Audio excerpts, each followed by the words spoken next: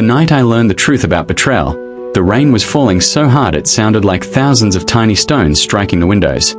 The city lights blurred behind the glass, and everything outside seemed distant and unreal. But inside that small apartment, reality was sharper than any knife. I remember the exact moment when the first doubt entered my mind.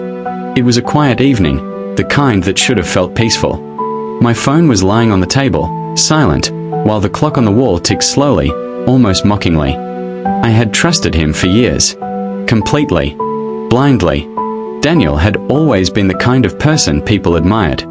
Calm voice, warm smile, the sort of man who could walk into a room and make everyone feel safe. When he looked at you, it felt as if he truly saw you, as if nothing in the world mattered more than that moment. That was the illusion. We had met 5 years earlier in a crowded cafe downtown. I still remember the smell of fresh coffee and the way he laughed when the waiter spilled sugar on the table. It was a simple moment, but something about his presence felt magnetic. He asked if he could sit down, and within minutes we were talking like old friends who had simply forgotten each other for years. He told stories that made me laugh until my stomach hurt. Stories about traveling, about strange people he had met, about dreams he wanted to chase.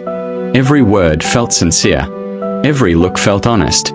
And that is how betrayal always begins. Not with cruelty. Not with obvious lies. It begins with trust. For years our life seemed perfect from the outside. We traveled together, shared late-night conversations, planned a future that felt almost tangible. Friends used to say we were lucky, that relationships like ours were rare. Sometimes I would watch him while he slept and feel a quiet gratitude for the strange coincidence that had brought us together. But reality was slowly changing in ways I could not yet see. At first, it was small things. Daniel started coming home later than usual. He said work had become stressful. Important meetings. Deadlines. Responsibilities. I believed him without hesitation. Why wouldn't I? Trust is a powerful blindness. Then the phone call started. He would step into another room when answering them. His voice would become softer, careful. Once or twice I caught fragments of words, but nothing clear enough to understand. When I asked about it, he smiled in that calm, reassuring way. Just work, he said. And again I believed him. Weeks passed. The distance between us grew slowly, almost invisibly. Conversations became shorter. His attention drifted somewhere else, as if part of him was always somewhere I could not reach. One evening I noticed something strange. He left his phone on the kitchen counter while he went to take a shower. That had never happened before. Daniel was usually careful with his phone, almost protective of it. The screen lit up. A message appeared. Just 2 words. I miss you. My heart stopped. For a moment I simply stared at the glowing screen, hoping there was some innocent explanation. A colleague. A relative. Someone I didn't know. But then another message appeared. Are you coming tonight? The name at the top of the screen felt like a quiet explosion in my mind. Sophia. I knew Sophia. She was one of my closest friends. The room suddenly felt smaller, the air heavier. My thoughts raced desperately, searching for explanations that could still protect the fragile image of the man I loved. Maybe it was a misunderstanding. Maybe the messages meant something else. Maybe, but deep inside, a cold realization was beginning to grow. I picked up the phone. My hands were trembling so much that I almost dropped it. I told myself I shouldn't look. That trust meant respecting boundaries. But betrayal had already crossed that line. When I opened the messages, the truth spilled out like poison. Weeks of conversations. Secret meetings. Hidden plans. Words that had once belonged only to us were now written for someone else. Promises. Jokes. Intimate confessions. My chest tightened as if the air had been stolen from the room. Each message felt like another piece of the world collapsing. They hadn't just met once. It had been going on for months. And the most painful part was not the lies. It was how easily he had lived them. How naturally he had looked into my eyes every morning, kissed me goodbye, and walked into a life that no longer included me. The shower stopped running. Panic shot through me. I quickly placed the phone back on the counter exactly where it had been. My heart was pounding so loudly I was sure he would hear it. The bathroom door opened. Daniel walked out, drying his hair with a towel, completely unaware that the entire foundation of our life had just shattered. "Hey," he said casually. That same warm smile. That same calm voice. For the first time, I saw something different behind it. Not warmth, not honesty, but calculation. A man who had mastered the art of deception so perfectly that even the person closest to him had never seen the cracks. And in that moment, I understood something terrifying. The betrayal was not a sudden mistake. It was a carefully constructed lie that had been growing right beside me for months while I believed every word he said. But what Daniel didn't know yet was that the game had just changed. Because once the truth is seen, it cannot be unseen. And I was no longer the same person who had trusted him. I was someone who knew. And knowledge has a strange power. It turns pain into clarity. And sometimes into revenge. Daniel stood there in the kitchen, completely calm, completely unaware that everything had changed. The rain outside was still pounding against the windows, and the yellow light above the table cast long shadows across the room. I forced myself to breathe slowly. "Long day?" I asked, trying to keep my voice steady. "Yeah," he replied, opening the refrigerator. "Meetings all day. I'm exhausted." He said it so naturally, so easily, that for a moment I almost admired him. The lie slid out of his mouth without hesitation. If I hadn't seen the messages myself, I would have believed him again. That realization hurt more than the betrayal itself. I watched him as he poured a glass of water and leaned against the counter. Every gesture looked familiar. Every movement belonged to the man I thought I knew. Yet suddenly he felt like a stranger wearing Daniel's face. "You're quiet tonight," he said. "Just tired," I replied. Another lie. But mine had a purpose.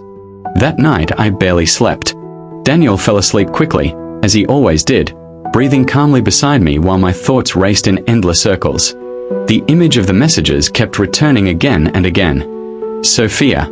The name burned in my mind. She had sat in our living room countless times.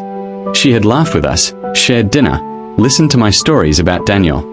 I had trusted her the way people trust family. And all that time, she had been stealing pieces of my life. By morning, something inside me had changed. The shock had faded, leaving behind something colder and clearer. Pain was still there, but now it was mixed with a strange sense of determination. If they had been lying for months, then they believed they were safe. That belief was their mistake. Over the next few days, I acted exactly the same as always. I cooked breakfast. I asked Daniel about his work. I smiled at the right moments and laughed at his jokes.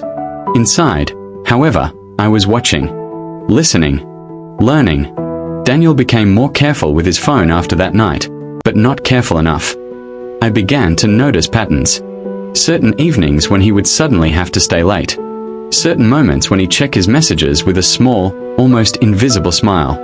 And every time it happened, my suspicion hardened into certainty. Then one afternoon I decided to do something I had never done before. I followed him. The decision itself felt surreal. I had never imagined becoming the kind of person who secretly follows someone through the city. But betrayal has a way of changing who we are. Daniel left the office around 6. I watched from across the street, pretending to scroll through my phone while my heart pounded in my chest. Instead of heading toward home, he walked toward the old part of the city where narrow streets twisted between old buildings and quiet restaurants. 10 minutes later he stopped, in front of a small cafe. And she was already there. Sophia. She was sitting at a table near the window, her hair falling across her shoulders exactly the way I remembered. When she saw Daniel approaching, her face lit up with a smile I had never seen before. A smile meant only for him. My stomach twisted painfully. I stood across the street, hidden in the shadows of a bookstore entrance, watching the scene unfold like a slow-motion nightmare. Daniel sat down across from her. They leaned toward each other immediately, their voices low, their expressions intimate. Then Sophia reached across the table and took his hand. The gesture was simple, but it destroyed the last fragile hope that this was all a misunderstanding. For nearly an hour I watched them. They laughed together. They talked quietly, occasionally touching each other's hands, their shoulders leaning closer and closer. Finally Daniel stood up. Sophia followed.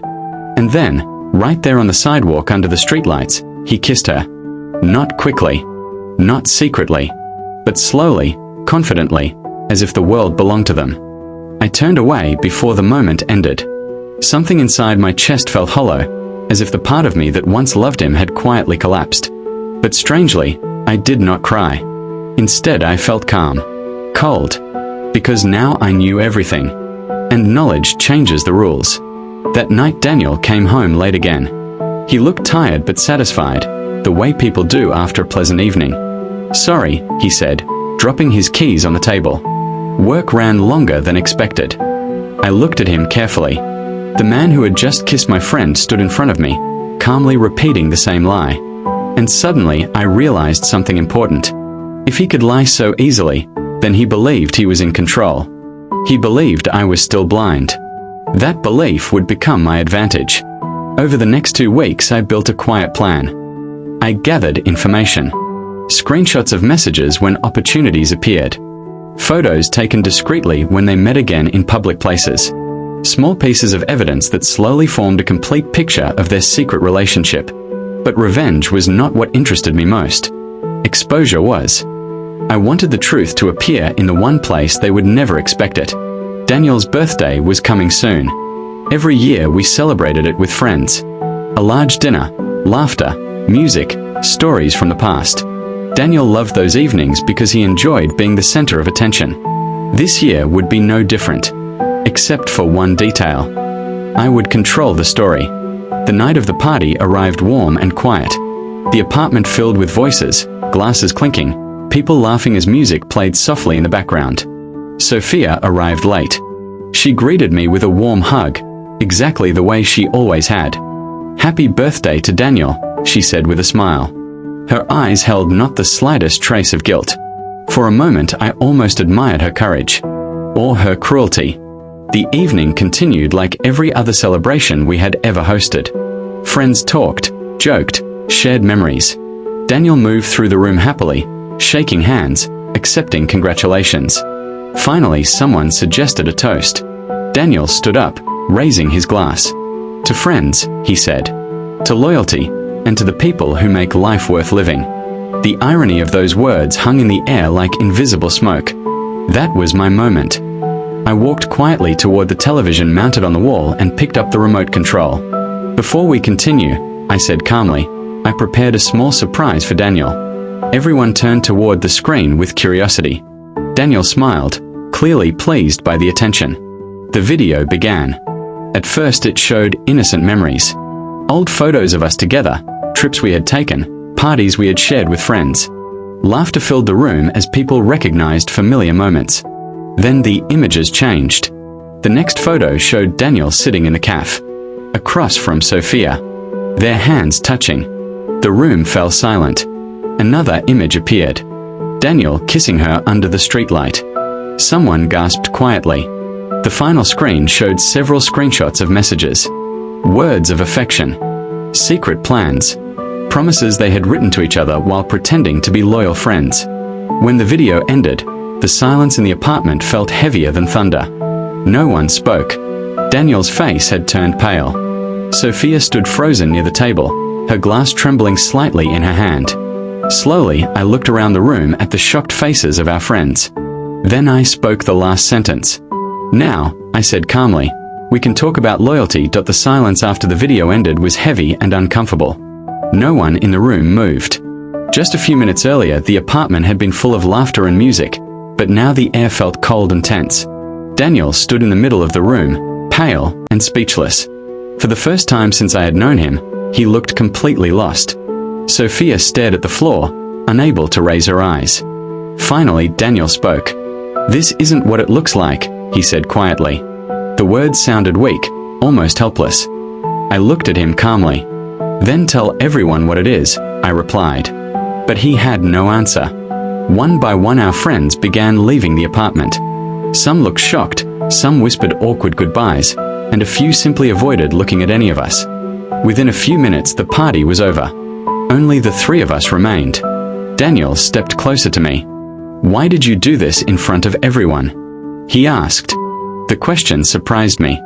Even now he was worried about embarrassment, not about betrayal. "Because the truth always finds a way out," I said calmly.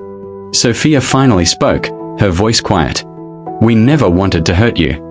I looked at her for a moment. "But you did," I said simply. Daniel sighed heavily and rubbed his forehead. "I was going to tell you," he said. "When?" I asked. He didn't answer. The silence said everything. In that moment I realized something strange.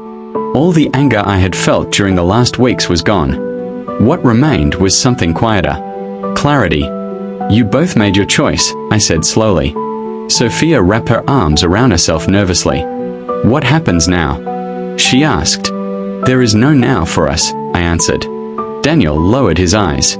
For a moment none of us spoke. Finally he picked up his jacket. Sophia followed him to the door. Before leaving she turned around one last time. "I'm sorry," she said softly. Maybe she meant it. Maybe she didn't. But it didn't matter anymore. "Goodbye," I said. They left the apartment together. The door closed quietly behind them. For a while I simply stood there in the silent room. The decorations from the birthday party were still hanging on the walls, and the balloons slowly floated near the ceiling. Life had changed in just a few minutes. I walked to the window and looked at the city lights reflecting on the wet streets. The rain had stopped, and the night felt calm again. For years I thought losing someone you love would destroy you. But that night I understood something different. Sometimes betrayal doesn't break you. Sometimes it opens your eyes. Because once the truth appears, the illusion disappears. And even though the future suddenly feels uncertain, one thing becomes clear. It is better to walk forward alone with the truth than to live in a beautiful lie. And for the first time in a long time, I finally felt free.